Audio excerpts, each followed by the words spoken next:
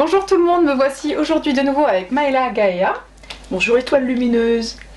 Merci à toi d'être présente parmi nous. Aujourd'hui on parlait de la sociologie puisque tu t'es diplômée, tu as fait tes études dans le domaine. Oui. Alors qu'est-ce que c'est et à quoi ça sert?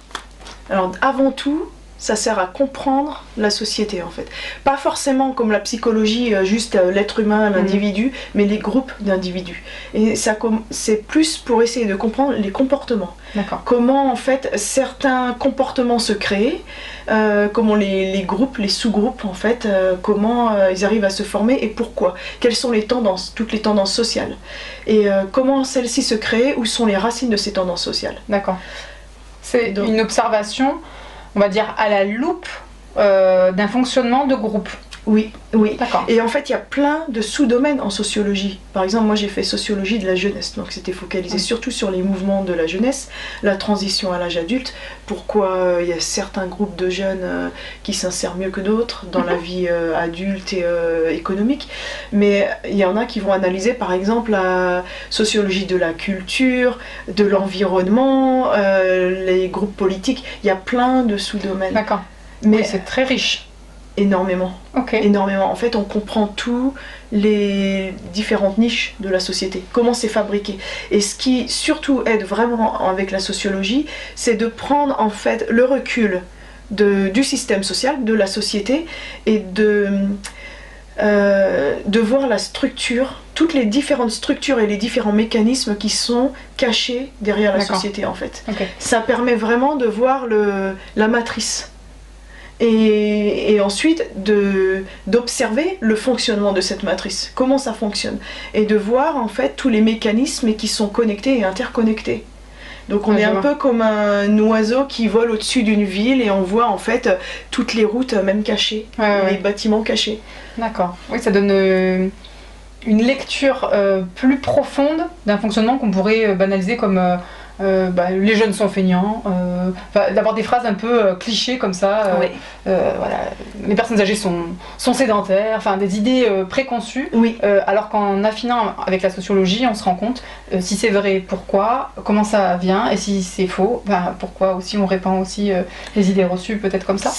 Oui, en fait ça permet de voir différents points de vue, mais après évidemment, même avec la sociologie, on crée des nouveaux points de vue. C'est ça aussi, on crée des analyses. Oui, voilà. Ça dépend de qui fait les analyses, comment se font les analyses et liées à quelle société. Par exemple, en Europe, ça va être, il y a eu déjà comment dire, la culture un peu d'analyse de sociologie, mais il y a des pays, j'avais été en Asie du Sud-Est, ils me disaient mais ça veut dire quoi, c'est de l'économie, ils n'avaient pas tout à fait le concept. Oui. Il n'y a pas toujours les mêmes concepts en fait d'un pays à l'autre. Ça veut dire que ça n'existe pas alors que c'est pas le même jargon quoi. Ça se trouve, ils l'ont hyper développé et ça résonne pas de la même manière. Voilà. Et il y a aussi la façon, par exemple la structure de la famille, la façon dont on va l'analyser en Europe, ça va pas être la même façon peut-être en Afrique, en Amérique latine. Voilà. C'est lié aussi à la structure du pays. Donc chaque pays va analyser ses propres mécanismes et sous-mécanismes d'une façon différente, liée aussi à sa culture. Donc c'est un peu l'œuf et la poule. Oui.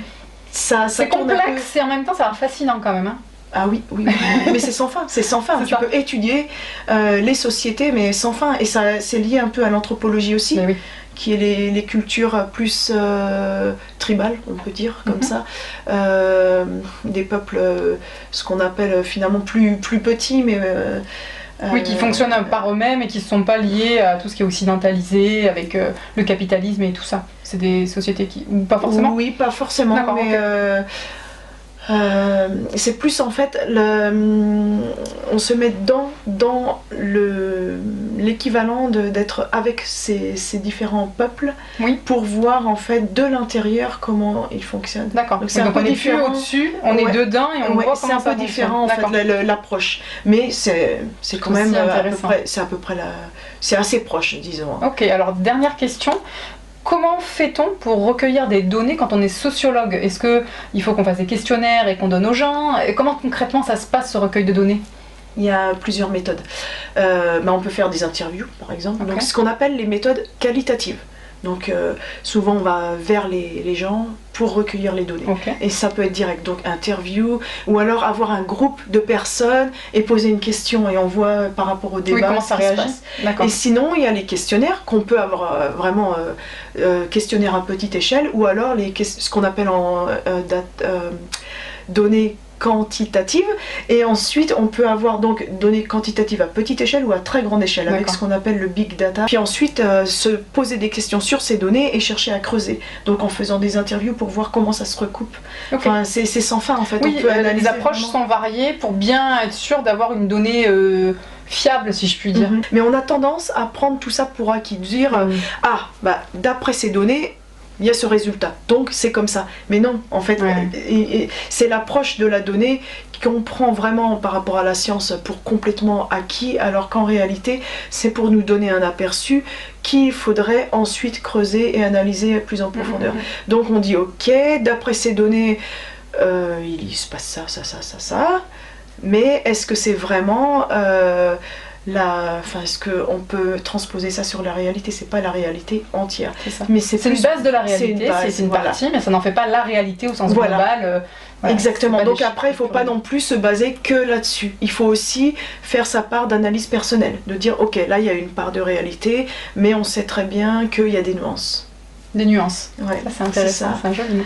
et aussi de ne pas prendre pour acquis et de surtout pas se soumettre aux données, de pas voir les données comme le résultat final. Oui, c'est ça. C'est un appui, mais c'est pas... Voilà. C'est ça, c'est un outil en fait. C'est pas la grosse base de toutes nos démarches. En tout cas, on peut s'appuyer un peu dessus. J'entends bien, d'accord, ok. Donc oui, pour nous, c'est un outil, voilà. Parfait. Qui nous donne une idée, puis après, on fait aussi notre propre analyse.